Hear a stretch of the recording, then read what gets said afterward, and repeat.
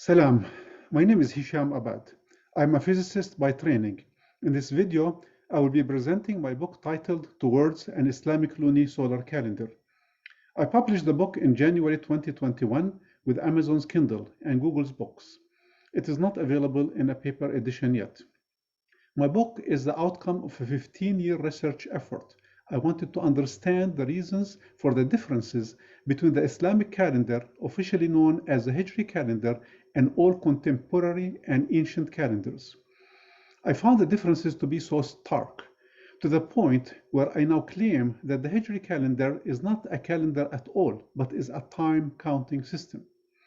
All ancient civilizations invented the calendar to pace their activities with the climatic seasons, which in turn were intimately associated with the complexities of the Earth's motion in its orbit around the Sun.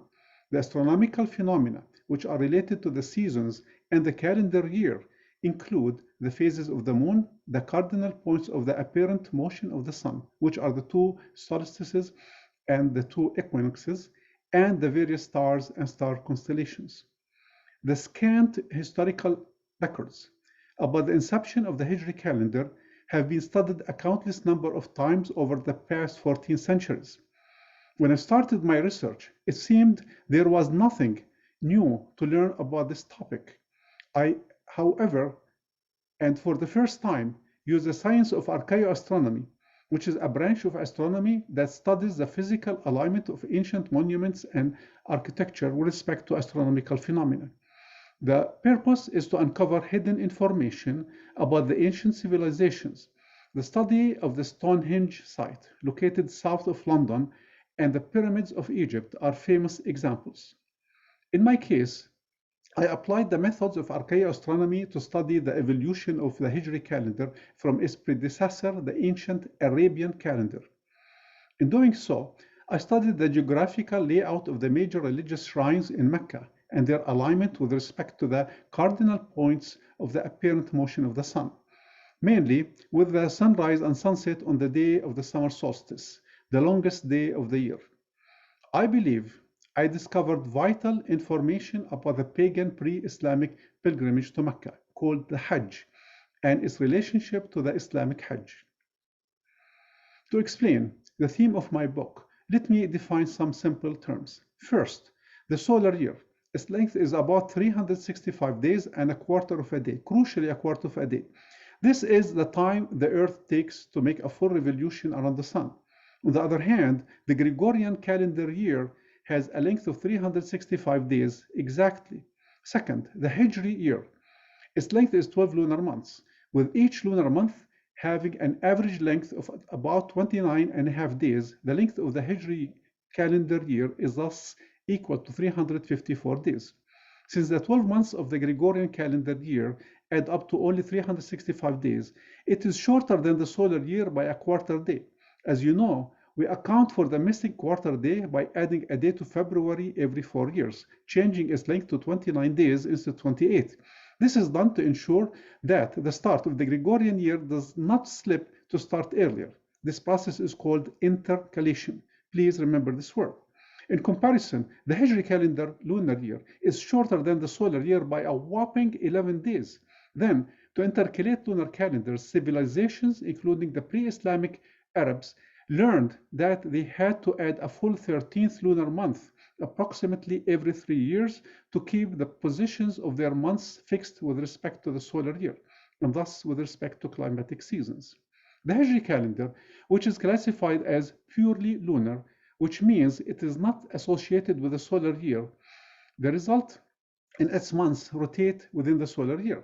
As you probably know, Ramadan, the fasting month of Muslims, starts earlier by 11 days every year. Of course, this also means that the Hijri year and all its months start earlier by 11 days. So, if Ramadan starts in the spring, like what is happening this year, it will slide earlier to occur in winter in about 8 years. Then it will start occurring in fall and then in summer. In comparison, in the Northern Hemisphere, June is always associated in our minds with the heat of summer and January with the cold of winter. Just imagine, according to the Hijri calendar, as years pass, your birthday will occur in all seasons of the year. In intercalated lunar calendars, called lunisolar calendars, the intercalated year contains 13 months instead of 12. This increases their length to 384 days. Examples of such calendars are the Jewish calendar, the Indian calendar, and the Chinese calendar. All contemporary lunisolar calendars use a sophisticated intercalation scheme called the Metonic cycle. This cycle is made from 19 lunar months, 19 lunar years, 12 of which contain 12 regular lunar months and 7 intercalated years containing 13 lunar months each. In this cycle, the difference of 19 lunisolar years is equal to 19 solar years almost exactly. Such intercalation methods needed complex astronomical knowledge and written records. Quraysh, the tribe of Prophet Muhammad, had no access to such knowledge at the start of the 7th century AD. Instead, the Arabs used what is called an empirical method to intercalate their calendar, whereby they added the 13th intercalary month on the as-needed basis. To do so, they ensured that the summer solstice day always occurred in Shawwal, the 10th month of the Arabian calendar. This method also ensured that the Arabian months did not rotate within the solar year, and thus their economic and social activities remained fixed in the solar year. In year 10 Hijri, corresponding to 632 AD, the Quran, the holy book of Islam, sternly, very sternly, banned the intercalation method of Quraysh. In doing so, it equated using intercalation with indulgence in disbelief. Islamic scholars and historians gave a superficial reasoning for the Quranic abolition of intercalation. A primary result of my research is proving with high confidence that the abolition of intercalation was decreed because, in linking it with summer solstice, the Arabs strayed into paganism and the worship of the sun. An exciting result is the Prophet had fasted all the Ramadans in the last decade of his life in Medina in a fixed period of the year. I prove that this period always started in May and ended in June. Islamic doctrine requires Muslims to follow the practice of their Prophet in whatever he said, what he did or approved. I believe this is not the case when it comes to placing Ramadan in the correct season of the year. According to the reckoning by the Hijri calendar, Ramadan of this year will start on the 1st or 2nd of April and will end on the 1st or 2nd of May, depending on the ocular sighting of the first crescent called Hilal. However, the calendar the Prophet followed all his life dictate that Ramadan of his year should correspond to the lunation starting in the 31st of May and ending on the 29th of June. This will be for this year. It will shift from time to time, but only by 11 days. Now, these contradictions raised some very interesting questions. At the civic level, if the calendar's primary purpose is to organize the economic activities of a society, why Muslims accept a calendar which fails miserably to fulfill this purpose? At the religious level, why Muslims don't fast in the same period of the year as their Prophet fasted?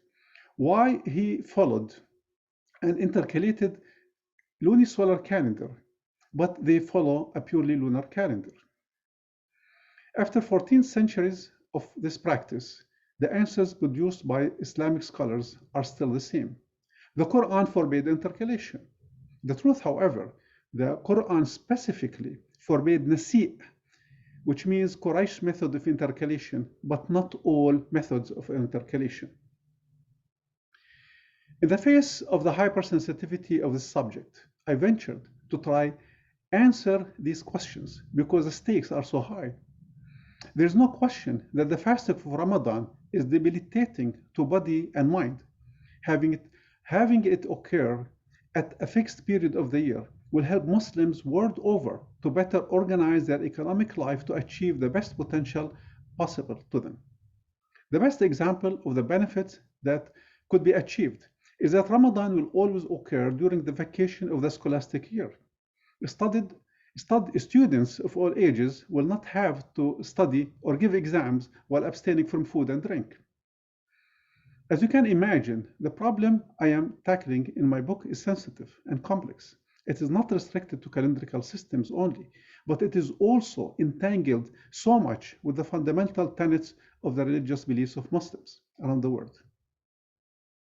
Thank you for listening.